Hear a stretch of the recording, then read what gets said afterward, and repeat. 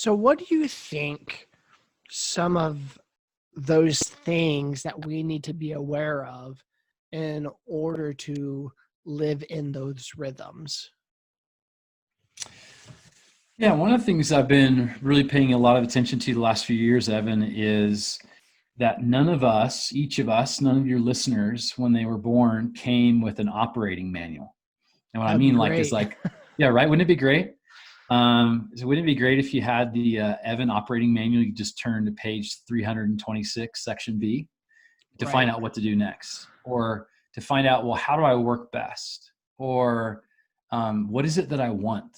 What's my purpose? Like, who am I? Like, whatever these, well, it turns out, Existential questions. yeah, right. Big ones, or even like small one. Like my wife spends a lot of time on diet related things. She's had some diet things come up the last couple of years with gluten and others. So even simple stuff like that. And what I've discovered is because we didn't come with an individualized operating manual, then we have to go about the journey of creating one ourselves. And what I mean by that is through curiosity, experimentation, prayer. I have a deep spiritual life, so I ask God for help every day. And in that, what I'm learning is like it's kind of a cool life project to develop my own, what does my operating manual say? And so what does it look like for me? I was just doing some writing before we got on this call today.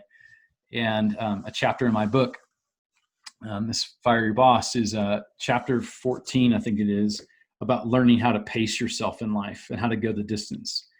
And so with that, I've had to learn how to write my own operating manual. So one of those is my circadian rhythms, our 24-hour body clock every day. We have highs and lows of our energy. Each of us do.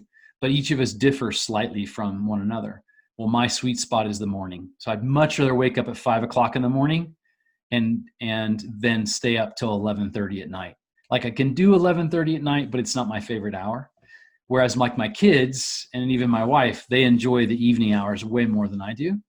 But what I've learned is just to accept and realize that for me, my morning hours are my sweet spot. And especially when it comes to like creative work. Well, I've learned if I'm going to do creative work, well, that's when I should spend time on it versus I have some accounting work to do later today and send some invoices. I don't want to do that at 7 o'clock in the morning when that's my sweet spot where I know I'm going to operate best. I'll save that till 2 or 3 o'clock in the afternoon where I have to think about it, but it's not the same level of creativity required to work on accounting than it is to stare at a blinking cursor on my page to figure out what to write.